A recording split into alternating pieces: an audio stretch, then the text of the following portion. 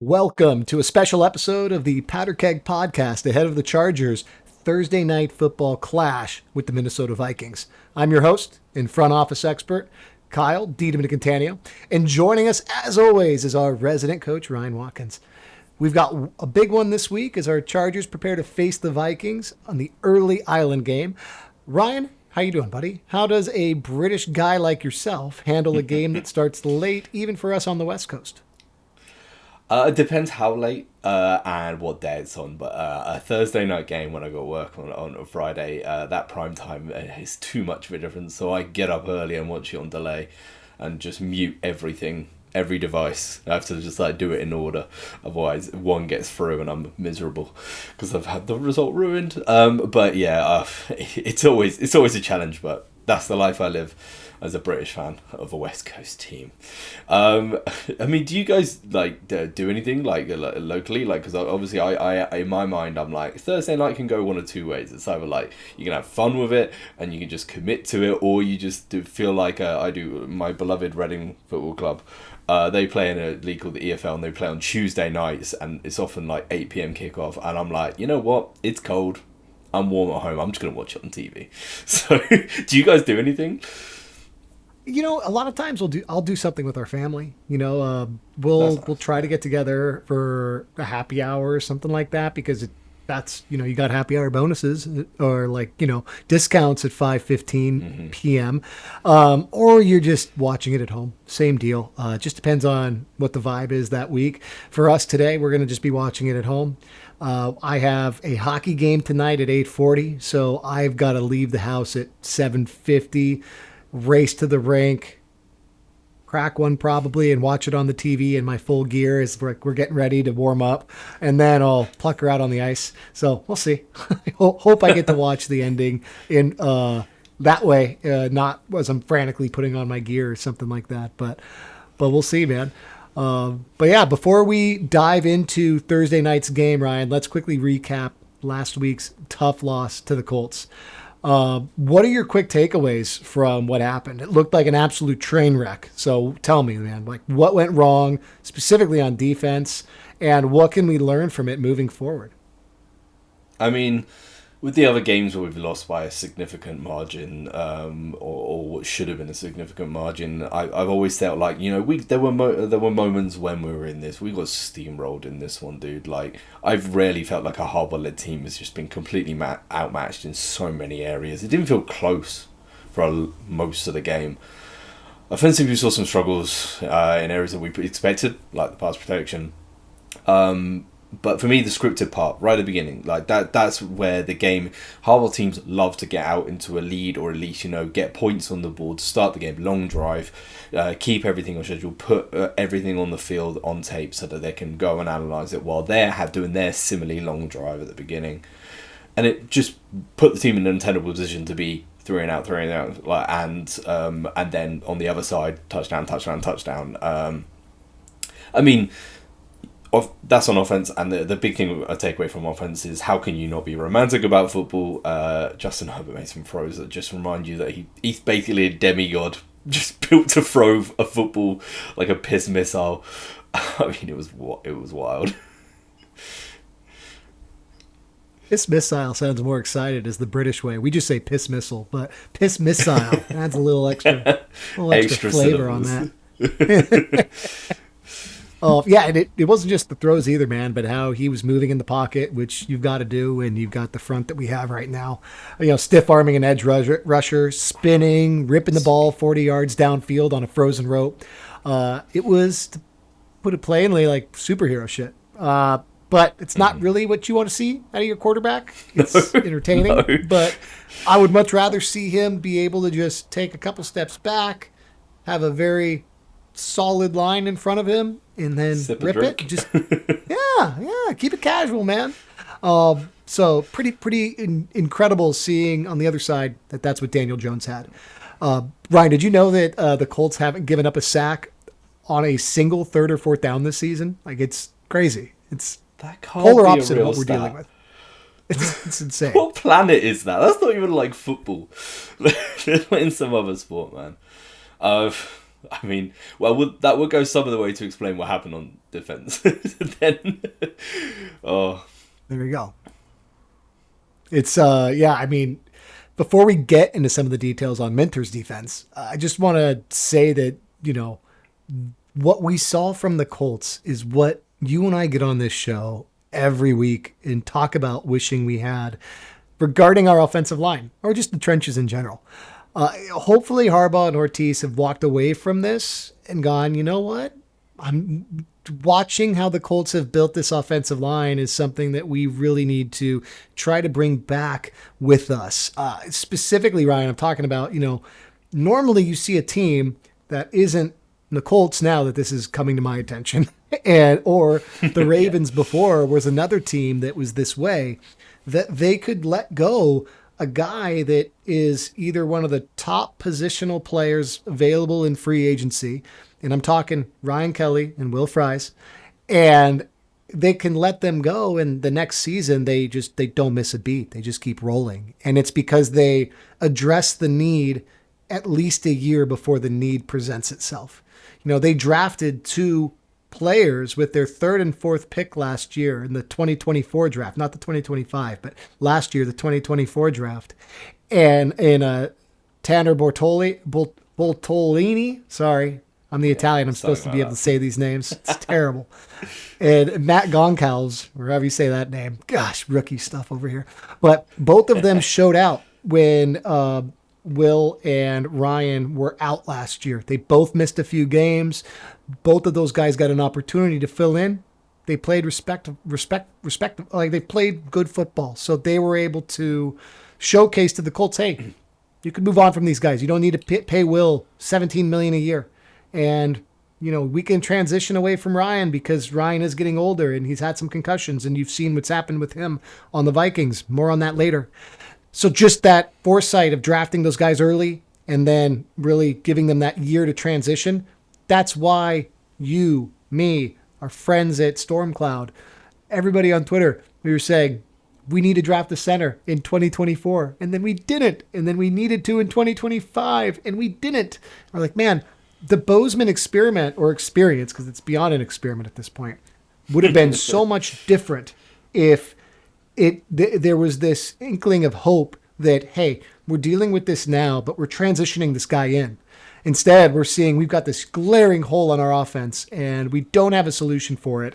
And right now we're just praying that either Linderbaum makes it to free agency and we throw a bag at him, or that they spend day 1 or day 2 draft capital and whoever the player is, he's able to drink from a fire hose in his rookie season and hold up in the front of that line. But sorry, it's a long explanation of how frustrating it is to be a Chargers fan right now regarding that line. But tell me what you think, right?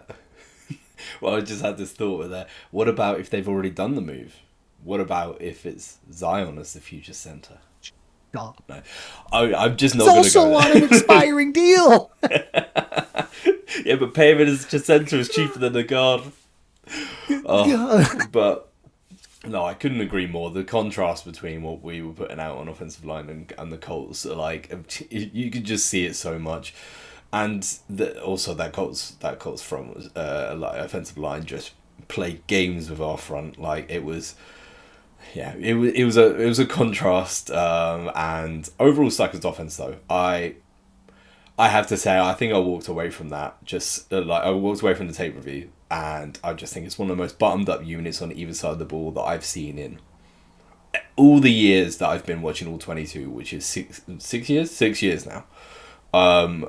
It's not just me saying it. Basically, everyone I respect on Twitter, offense, defense, is saying. I mean, the one I took away. So, Honest NFL, he's he's a bit ambiguous with it. He leaves himself anonymous, but he's either a current Eagles coach or a former Eagles coach, and he has access to all of their plays. And he said the planning is exquisite, the play calling is magnificent, the schemes are great, and the system is what impresses me more than all of that. It's 11 dudes with telepathy pre-snap, and you can see it on tape. I've never seen tape like it where they go, okay, line up, motion, no one is looking left or right. They're not going, oh, they're in man, let's make this adjustment, they're in zone, this adjustment. Their play call is so fucking good, and they're so good at executing it, they don't care. I honestly, I've never seen that in a team. It's outrageously bold, and why not? When you've got an offensive line, that you can do it. And I wasn't going to go into this, but fourth and short, third and medium, they go, yeah, we're just going to run it, because if we stop, we're just going to run it again and get it. Like, because we've just got that kind of offensive line. It's just, that's how teams are built, winning teams are built, and I personally don't think their defense is good enough to go all the way, but I feel like they're going to at least get to the AFC Championship game, unless something drastically changes. Insane. So, hey, Ryan, how many free agents do they have on their offensive line? if I'm right, none. There's something to be said about that, man. And they consistently draft 2 offensive linemen a draft, it seems like, or aren't afraid to double dip on offensive line, at least with decent picks. And like you pointed out earlier, Will Fries was a 7th round pick. I mean, when you're consistently taking shots at that group and are grooming them to fill in for one another properly, we need to develop something like that with our boys. I know it takes a good coach, but I also feel to take day 3 guys and turn them into starters. But at the same time, I feel like, why not? Like, we the crapshoot on day 3, just draft a ton of them. You can cut. We're cutting most of our 7th rounders these days. Just keep drafting them. Like, just keep trying, and maybe try it with someone not named Mike Devlin.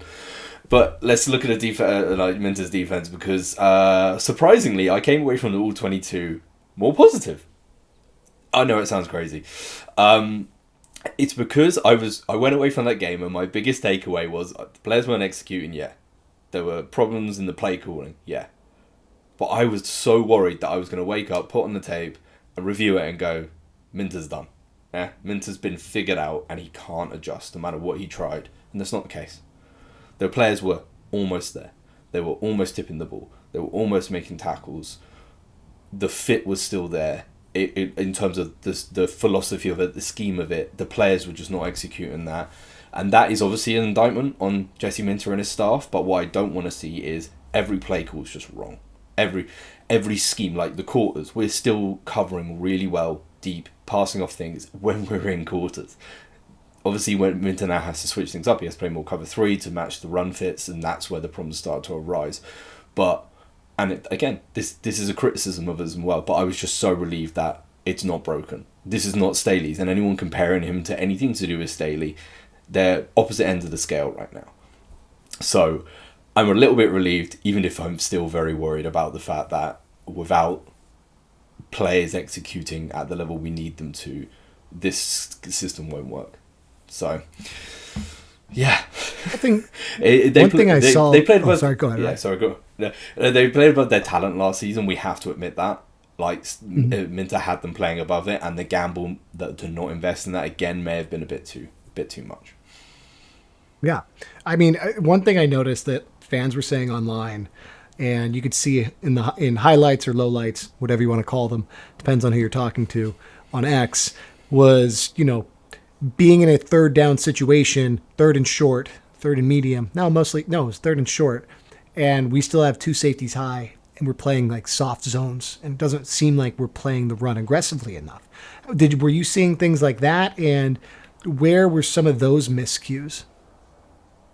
I mean, yeah, like I said, the play calling, the one that stands out in my mind that everyone's called is the I can't remember the name, the backup running back now. But yeah, we were in an overload front on 3rd and 4, and we put our overload to the weak side, and I'm convinced that was wrong. That was either executed wrong or called wrong, because we had an overload to the weak side and to the boundary side, which meant they had a triple overload on the strong side, which they ran to on 3rd and 4. It's not like 3rd and 7. So I feel their play call was absolutely wrong. But in terms of the scheme choices, so like you said, I felt like he is still mixing in a good amount of single high. But the issue is when we're playing single high, the safeties right now that were on the field are not commanding of that middle post hole. So the corners are being left on islands, and Dante Jackson is very quick, so he can handle it. But Ben St. Just and Cam Hart aren't burners, and that lopsidedness is costing us a little bit. So Minter is a conservative coach. I think it's time to accept that. I thought he showed in certain games that there were elements that he could have bit of he showed more aggression and showed that it is in his playbook at the very least. But he is a conservative coach, and it's time to build my framework, especially when I review him, around the fact that he's not going to suddenly turn into a blitz god like Flores. And yeah, we can probably get into some Vikings tape because game's not far away. I know, we got to get this thing up quickly too. So let's go ahead and shift our focus to tonight. The offense against Minnesota's defense. What should we expect from the Vikings D, and how can we exploit them? Well, as I said, Flores is a blitz god, and my word, did we see it the last time we faced them. I've never seen a game like that. 84% blitz rate. Like, that's just out. He blitzed as much as in that game as some teams do in half a season. Like, it was insane. But their blitz rate is dropping. And because Flores is realizing, he can't just... he started in a cover zero blitz system. It's now gone to like a Palms sort of cover two read, it's called. A blitz system. And he's now going even more basic than that because he's realizing, first of all, he's missing key players, so he can't be as attacking. I say that. He was at 50% last season, 50-ish%. He's now down to 38.1%. Percent blitzing this season, which is obviously a lot more than Minter, and I'm still going to expect him to blitz. I think he's going to blitz even more than that 38% this because he's going to smell blood in the water with this offensive line. He's going to want to make him panic. That's what he does really well. He builds in panic to his plan, and Roman's going to have to account for that in some respect. Interesting, Ryan. So when you have a team like the Chargers that kind of are showcasing you don't need to pressure or to blitz to bring pressure, do you think that a guy like Brian Flores is going to, that's in his mind, that's going to trigger, no, if I send these guys, we're just going to make them panic that much more, and we're going to further exploit what this weakness is, instead of saying, we can trust that we're going to do what we want to do by blitzing, even with just bringing 5 guys, and we should keep 6 back in coverage? I mean, being honest, their front hasn't been great impression with 4 anyway.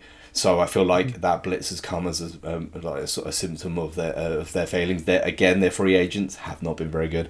I listened to a Vikings podcast the other day for a little bit of insight, and they were really complaining about Hargrave. And in general, with someone like Flores, he saw Herbert get into a rhythm against him. It was quick passes. Kellen Moore's plan was brilliant, and I think that Roman should emulate that, but we'll get into that. But yeah, he saw him get into a rhythm. He saw him and Keenan, throw out the blitz. It was just over, and then it was 480 yards or whatever it was, and the win. So I feel like what Flores will want to do is hit Herbert early to get hit in his head, because I'm being honest, Herbert is a warrior, and he's not a cyborg. He is human, and he does get in his head when he gets hit a lot of times because he tries to win the game on his own, and that's when mistakes come in. Gotcha. That's a great point, man. And as far as how this whole matchup is likely going to play out, we know we have Carson Wentz at quarterback. So in terms of Greg Roman, how he likes to script plays, and you've talked about how important it is for the Chargers to be playing with a lead early, and because they don't do as good of a job scraping back. Is it fair to say that there's a lot of pressure on Roman to deliver early and then try to force the Vikings to put the ball in Wentz's hands, or what are you seeing? I wouldn't say it's imperative, but I'd be worried if the first quarter ends in the same fashion as the last couple of games. Last season, Roman, he really struggled he really struggled after the opening 15 plays, when he's off script. This season is completely reversed. It's quite interesting, especially the first 3 games where he knew the schemes that he was playing against. He was very successful. So just to give some numbers, this season he is 26th in the script, ranked in the scripted part, but 13th off script. It was completely the other way around last year. So I'm gonna look for him to take advantage because we've seen this system before. He's seen this system before. We've seen these players before. They're gonna attack in similar ways. I feel like they're gonna have answers, and those answers have to be found in quick game. That's the be all and end all for me, and especially as we've had some really successful snaps in empty over the last couple of weeks. The numbers are so low that there's barely any stats out there about it. But on paper, when you're watching it on film, they've been really successful, because when you're in empty, they're not going to blitz many. They're going to blitz 5 max. They just cannot waste the men. If they blitz 6, then you've got to hit your hot, and Herbert's getting really good at that now. He's really getting good at throwing at the blitz. So I'm going to want to see that, and that you get that by in 10 personnel and maximise the strength of our roster. We've got no running backs. We've got a load of wide receivers and one tight end, 1.5 tight end. A tight end that we love. If Disney can catch. So that's another thing. Gadsden is key in this game, because the Vikings have really struggled in 12 personnel. Like, really struggled. They're literally 31st in the league, ranked against 12 personnel.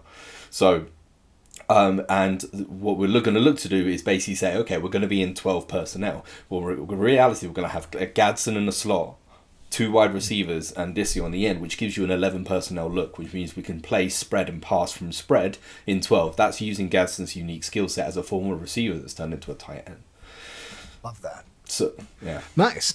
That's a great breakdown, Ryan. Now let's flip it. Our defense against the Minnesota offense.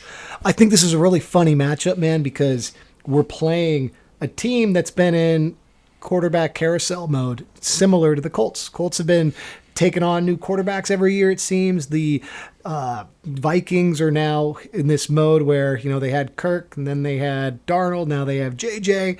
So, but now we're dealing with Wentz, so it's chaos. And the Colts have managed it, at least until now. They were kind of struggling with it. They just were kind of always above average, but seemed like they had they were definitely ceilinged at how high they could go. The Vikings, but now they've taken off. The Vikings, I don't really know what to make of their offense under a Carson Wentz, or with Carson Wentz leading the way. So what can you tell me about what they're up to?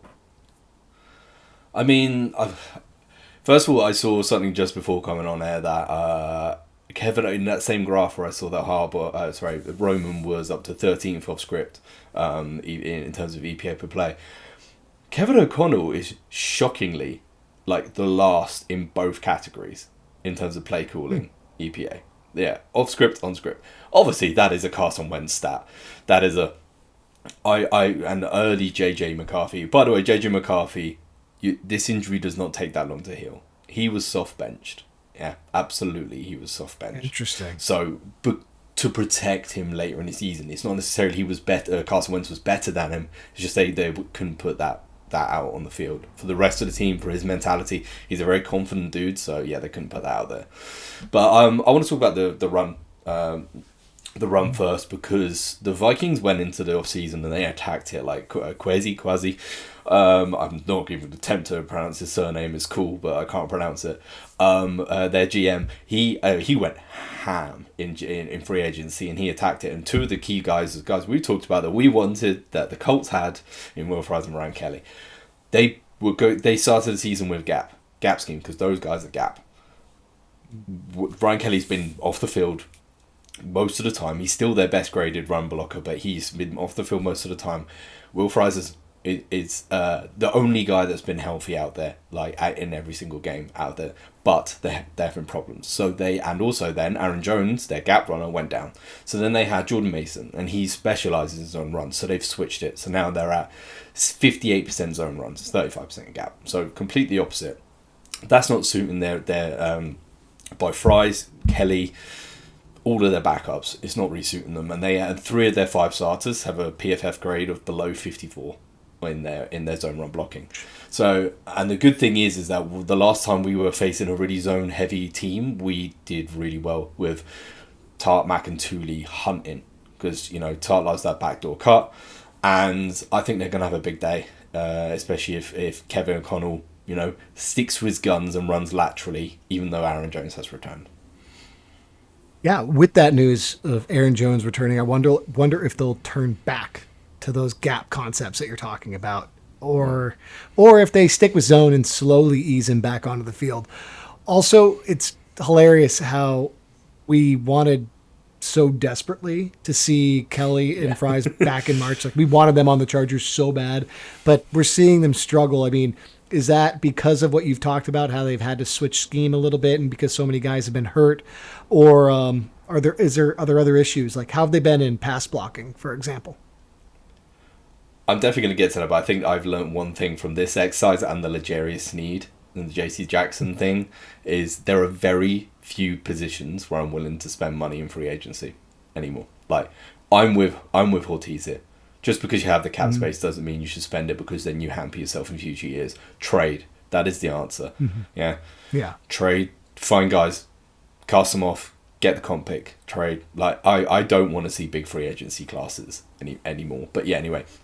This season, their pass blocking has been atrocious. Not as bad as ours, obviously, because there's only 2 teams in the league that are worse than us in terms of pass blocking, which is surprising still that we're actually in number 30, not 32. But Michael Juergens has stepped in at centre when Ryan Kelly's been hurt. He's allowed 3 sacks in 3 starts. Blake Brendel started the other games. He's given up 2 sacks and 11 pressures in 4 starts. Their star guard, Will Price, has allowed 12 pressures. And if Christian Darrisaw doesn't play, which is looking unlikely, then they've got another backup in Walter Rouse. This is an opportunity, yeah, for a pass rush. Considering Darrisaw is so good when left on line, he's not a great run blocker. Again, not a great zone run blocker, but he is a great, a very good. I'm not going to say great pass blocker out on an island, especially with Mac hampered. He could have handled him on his own. Now we've got a different game plan, in my opinion. They should do anyway. Awesome. I like it, man. Well, what about their passing game? Justin Jefferson, Jordan Addison are an insanely good duo. Are we going to be able to slow them down without opening up other areas? I mean, they still got Hawkinson out there. That's true, and that's like, where you start to think, okay, how can we... Sometimes you have to make decisions, and I'd rather let Hawkinson win them the game than Justin Jefferson and Jordan Addison, who I really love and think's underrated. The good news is we just saw a blueprint for how to do it, because the Eagles played quarters all day long, as Fangio does. He just has so many variations of quarters that he just stays in it all day and it looks different and plays different. And luckily, that's what we do well. Yeah. And it's also the coverage that the Vikings struggle against the most, not just in the Eagles game, but before that. So they have an EPA of negative 0.688. That is, you're losing 1.5 points every time you try it. Beautiful. Every 2 times you try it. So, which is it's by far the worst coverage they face. Now, interestingly, they do really well against cover 2 and cover 6. So I don't want to see our corners dropping down in this game to help. Honestly, unless it's a man fit or against a nub or in cover. Or in a man coverage. I don't want to see them down. I want to see them up, because that's going to be key. Also, Carson Wentz has been good. Anytime he gets under 3 seconds, Kevin O'Connell has a big stopwatch on the sideline, and then he just waves his hands like throw the ball. Because if he gets over that, he makes horrible mistakes, including that arm punt. I don't think I've ever seen a throw worse than that. Last week, he literally just launched this thing into the sky. And literally, like, the Vikings receiver's running, and he just like, I can't see the ball, so I'm just going to carry on running because it must come down at some point. And it's just like the Eagles guy literally punt catches. Yeah. It was so bad. And his deep ball in general isn't great.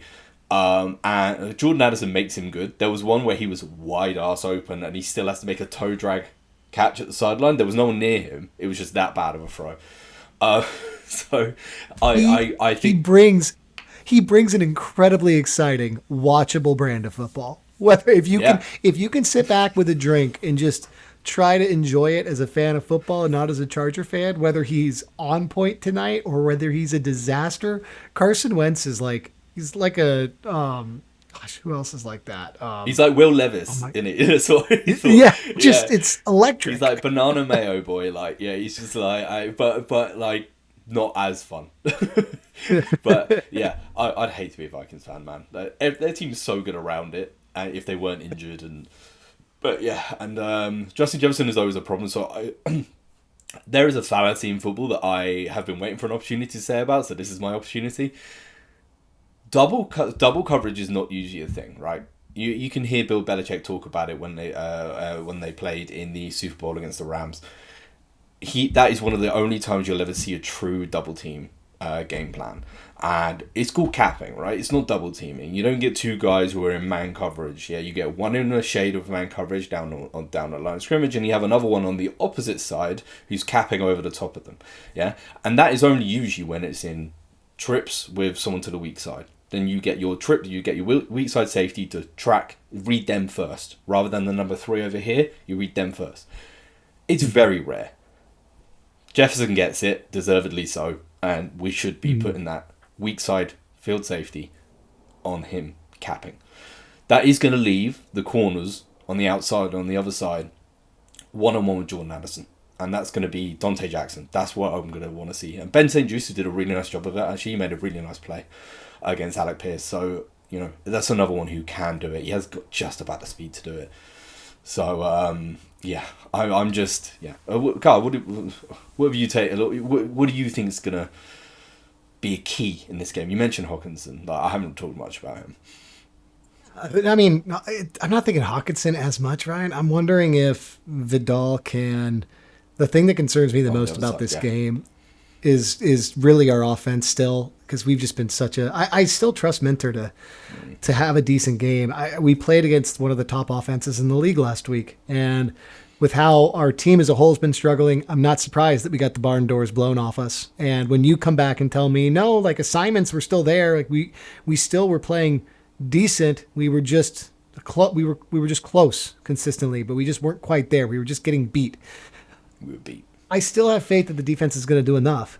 Now, what I wonder is if we do get ahead, is our running game going to be strong enough to bleed the clock out, or are we at a point where we just are going to have to play Justin Herbert hero ball consistently? And with a team that blitzes like that, how healthy is that for him? So that's where my concern is, it's another game that feels like my number one priority is, yes, I do want to win. I want Justin to walk away healthy though. And I'm just hoping that he's able to get the ball out quick. We are able to emulate more of that, quick pass play calling, and that Vidal can really take a step and provide on the ground enough so that we can bleed that clock out if we get ahead.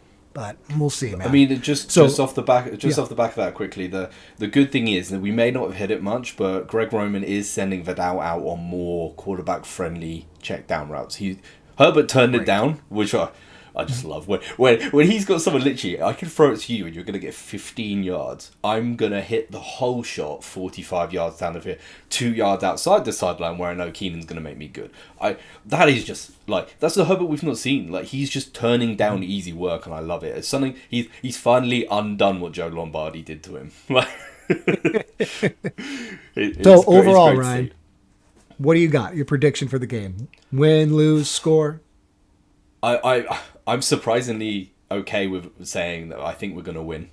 I feel like it's because Carson Wentz is the equation here. If their running game gets going, obviously that's going to be good for them in terms of driving the field. Can Carson Wentz score touchdowns against Minter's defense in a tight area of the field? I don't think so. They're going to have to run it all the way, and that's going to eat a lot of clock and a lot of time, and they won't be able to stay pace if Herbert is scoring quickly. So I think use Gadsden's effective, newfound effectiveness in 11 or 12 pseudo personnel, and having Mac play more than 12 snaps, and then having Joe Alt on the other side. I think those things tip the scale for me. So I'm going to say we're going to win by 4. I don't think it's going to be a resounding win, but I also feel like it's going to be a build confidence win. What about you, man? Okay, I'm going to be bold, man. I'm going to go 2 possessions Chargers. Oh, I could be way off here, man. And it's not because I think the Chargers are going to outright dominate the game. I just think the 2 different scenarios are either Chargers win by a decent amount, by 8 to 10 points, or the Vikings edge it out. And we try to come back and we don't quite make it there for whatever reason. But my gut, Ryan, is if we do what we're supposed to do and take command early, that Wentz is just going to make some big mistakes. And what goes into that is us being the home game in a short week on a Thursday night where simplified game plans do tend to lead to success. So it's one of those two things, man. I don't think we're going to get blown out. I think it's either going to be Vikings edge one out and just sneak one by us, or we take control of the game and win by at least 2 possessions. And I'm leaning that direction right now. So yeah, well, we'll see, man. Then, hey, that's all the time we have for this week, guys. Thanks to all of our listeners for tuning in. Sorry that this is coming at you with only a couple hours before the game, but Thursday's the only day these two dads of one, soon to be a dad of 2 and a dad of 1, could get together to record. Yeah. 3 weeks, baby. 3 weeks. Woo! Countdown. So we'll see you on the other side of tonight's game, everybody. Bolt up. Bow up. Right, all right, all right.